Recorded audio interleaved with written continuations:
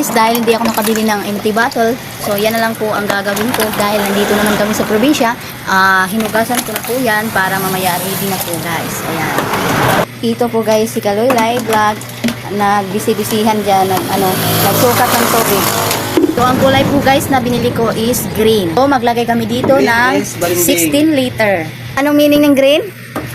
Balingbing? Baka ikaw yun.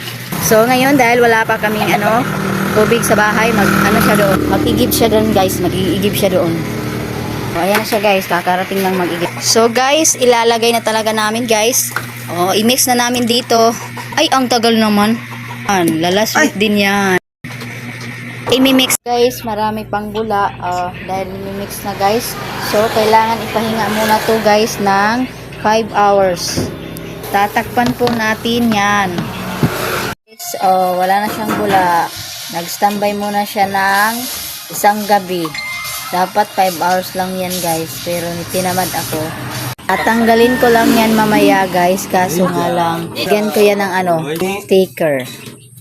Ayan guys, lalagay na namin yan sa empty bottle guys, ang dishwashing liquid.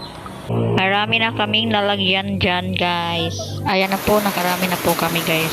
Sana naman mabinta lahat.